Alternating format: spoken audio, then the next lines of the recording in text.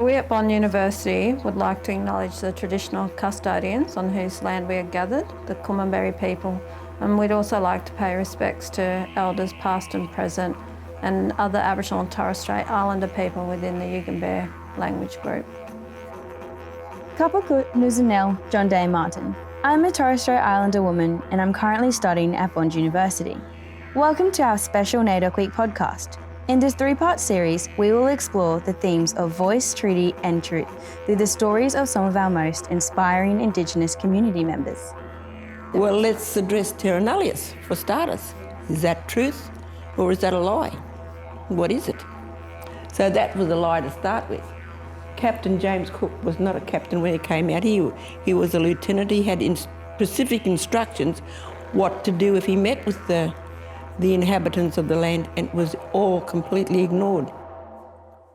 Aunty Joyce Summers is a highly respected Aboriginal elder who was born on a small island off the Tweed coast, but her legacy is anything but small. She spent over 45 years working and volunteering with the Gold Coast community to educate people about her Aboriginal culture and fighting successfully to keep her birth island out of the clutches of developers. She has kindly agreed to join me today for this episode of our podcast to share her story and her truth.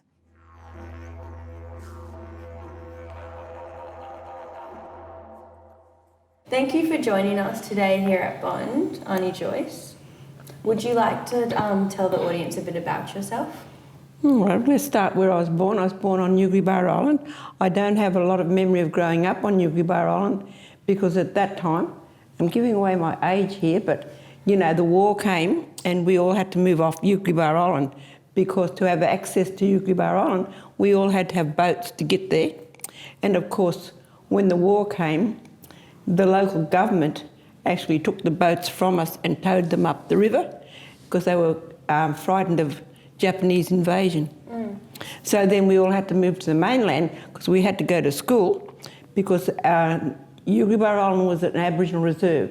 So a lot of Aboriginal people living there came under what we call the Aboriginal Protection Act, and we couldn't come to the attention of the Aboriginal Protection Board or the Welfare Department, Child Welfare Department. So we all had to go to school, of course, so then we all had to move to the mainland to get to schools. So where did you end up moving? Well, I lived in Tweed Heads for quite a while, started school there, but then when, you know, like Tweed Heads was quite unique in itself is that there was never any government handouts there, so everybody had to work. Everybody had to work, and if there wasn't work there, then you had to move to places where you could find work. So our little trek was, instead of going to the grapes like everyone else did, from Tweed Heads we used to go to Kingaroy and go and pull peanuts. My family used to pull peanuts. I don't know if you've ever seen a peanut farm. Did you know peanuts grew underground? I didn't know that. Oh, wow. So what was your childhood like growing up? Well, it was good up there in Memorandum. That was, you know, we went to school and with all the farmers around, my mother worked for the farmers as a domestic. She did cooking, you know, ironing, washing. So she was a well-respected woman with her own right in doing all that. And of course, you know, we went to a school where there was no discrimination. So then at what point did you first start to experience like systematic racism or the struggles of being Indigenous in Australia? Well, that was back in Tweed Heads, okay, itself.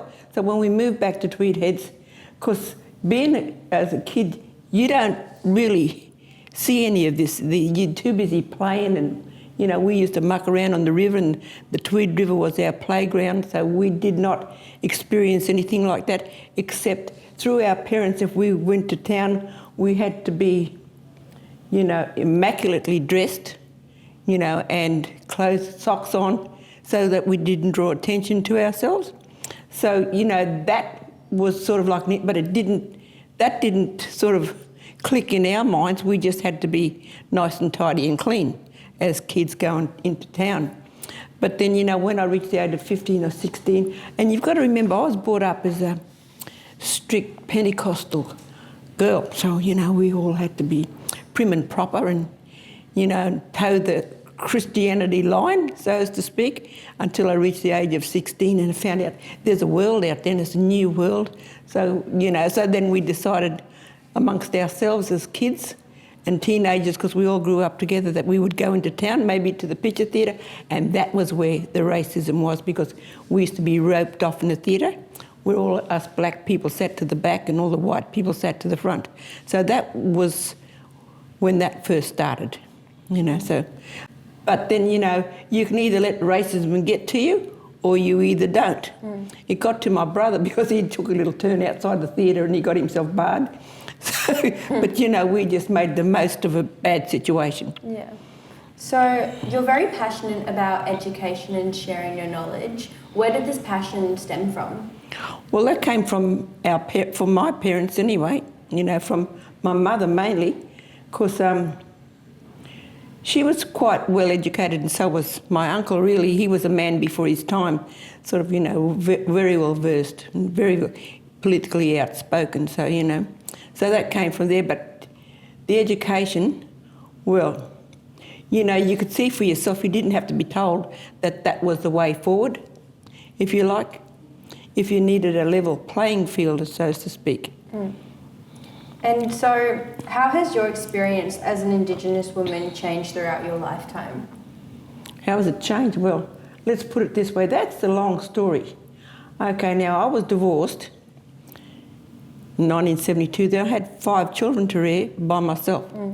Okay, now, do you know how hard it is to get accommodation if you're a black woman, if you're single, and if you've got 5 children? Nothing is so hard, and you would never experience anything like that throughout your lifetime. Because, you know, if you wanted accommodation, in the end all I'd do was ring up and say, I see you have a unit or a flat vacant. Now, do you let to black people? If you don't, well, I won't waste your time or mine, because you get sick of getting the knockback, you know, because, you know, that was a stigma, being single for starters, having 5 kids. There was another one, being black. That set you back a lot. So that, I experienced racism through that, and that was a fact, you know, in life, that, well, you know, it's like everything else. You just keep on keeping on. So what advice would you give to your children and your grandkids today, being an Indigenous person in Australia? Well, if anyone doesn't like you because you're black, that's their problem, that's not yours. Yeah. So this year's NAIDOC... But if it affects you, if it affects you and your lifestyle, and racism is illegal, it is illegal. So, you know, but you've got to go about showing what happened to you was wrong. So you have to work out, well, how does that work, you know? Yeah, and you work with Indigenous children at high schools, don't you? Well, I used to do a lot, but right now there's a lot of cultural awareness that comes into it around culture, mainly, So I might go in as a cultural advisor, or someone might ask me a question, would you come and do some painting mainly, and it's through painting that you can tell Aboriginal stories and how things came to be, dream time, and explain about the Aboriginal lifestyle. And for people that don't know about like culture and the proper protocol and about Indigenous culture, like what would you say to them?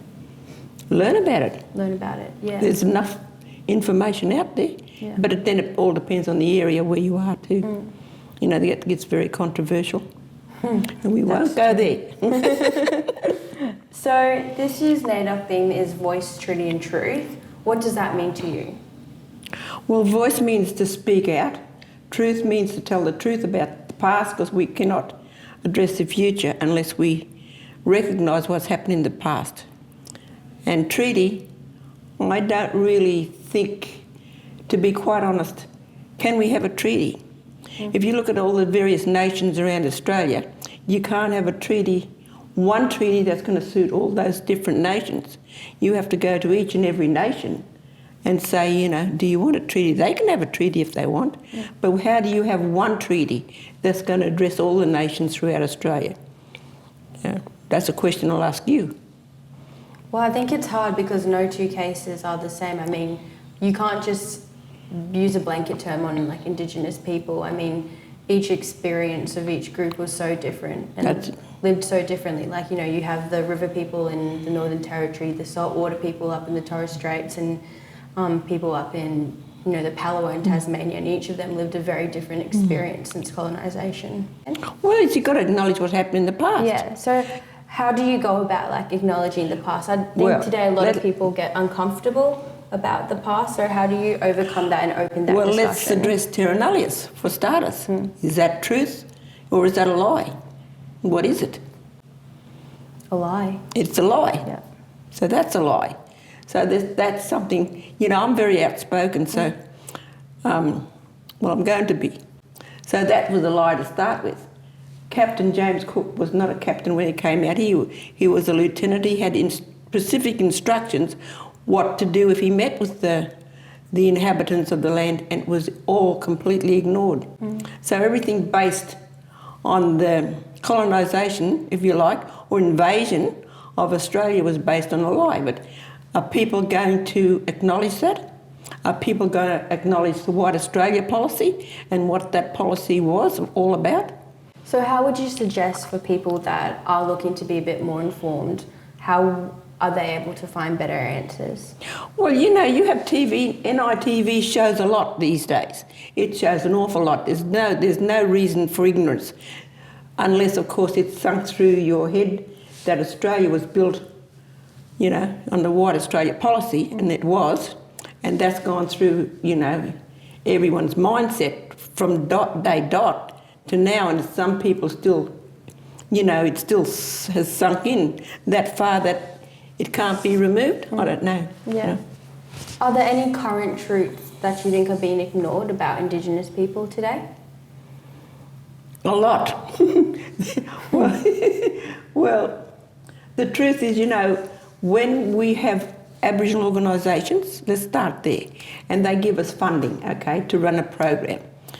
But what they do is they give us some money and they throw it at us, and you do this. And, you know, they don't give us any guidelines to go with that program, so you've got to sort that out yourself. How do you spend that money? And yet they will come down on you and say, we want results from this money that we've given you, and they want it within a time frame, their time frame, not our time frame.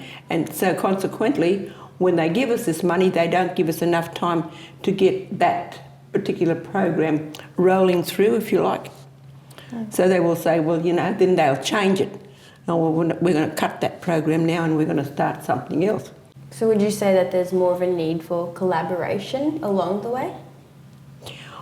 Well, there is a need for them to listen to us a bit more, to what we are if we are community people and we know the needs of the community and we see to the needs of the community, they should listen to us instead of sitting up there and say, you need this and you need that. So as we work towards reconciliation, in your opinion, what are we doing well as a nation and what could be improved? Well, what can be improved, it depends on the Aboriginal people themselves, you know. Do they want reconciliation? What comes with reconciliation? When reconciliation first came out, there was supposed to be an addendum to the Constitution that we would be recognised as the First Nation people of this country. It never happened. You know, that was under the rule of John Howard. He was the Prime Minister at the time, and they spent a lot of money through reconciliation going right throughout Australia, you know, having committees, having conversations. Nothing came of it, it just petered out. So reconciliation, well, you can yourself can say, well, I'll reconcile with certain people you can, and certain establishments you can, with others you can't because they've got their own set ideas, we've got our own set ideas, so that doesn't work. You can work that one out. So what's been your proudest moment so far that you've accomplished? Well, I myself graduated. I'm proud of myself. Yeah. Because I graduated when I was about 68. Where from? Southern Cross Uni. Oh really? What did you study? Indigenous Studies. Wow. I was teaching at TAFE University. I was doing Aboriginal art in TAFE, you see, and I thought, oh, sooner or later, someone's going to say, well, where's your piece of paper? I thought, well, I best I go get that piece of paper. Wow. So how long did that take well, you? It took me 6 years with external studies, okay, part-time, but it took 6 years. I was determined to get that piece of paper. I wanted that piece of paper. So, you know, sort of I had set the benchmark for the rest of the kids. But prior to that, we all went to business college. I went to business college with my kids too as well. Then, you know, TAFE followed, so it was just an ongoing process. of being educated. Just wanted to be a know-it-all, that's all. But they didn't get that from you. So what role would you say education plays in helping this generation find their truth? Well, they have to learn to speak the truth, basically, and that's about the past, about what they want in life. You know, how can they reach that goal? What's their truth? It's all about their truth. So in most instances, I would say, what is their truth? You know, they have to say, well, where am I going? What am I doing? What's my ambition? What do I want to do? That's their truth. Where's this going to lead me? So that all of that is their truth. Then you have the other truth, which is the past, which people have to accept. You know, in what's happened to them in this community is still impacted on this community. And of course, you know, truth being, of course, how you see it. How do you see truth? How do you see truth? And it's up to the individual, I think, to see. We can't say, you know, that your truth is different to your truth. What do you see as truth? I mean, you've been brought up in a different environment, a different time, so your truth would be absolutely different from my truth. Where I would speak, you know, Aboriginal rights, you know, that would be truth. Yeah. My kids, well, some of them still do that, you know, but the basic thing is to get where you want to go to in life, you have to be educated, and that's the bottom line. Either one way or the other, you still have to have education, and that will carry you through to where you want to go, whether it be sailing the seven seas or just being a poor old teacher in a local school, you know. Well, thank you so much for joining us today and sharing a bit of your story. Oh, you're most welcome. Thanks for joining me for this conversation with Aunty Joyce Summers. You can find out more about Aunty Joyce and hear our other podcasts at bond.edu.au. I'm Jondayah Martin, and this podcast was brought to you by Bond University.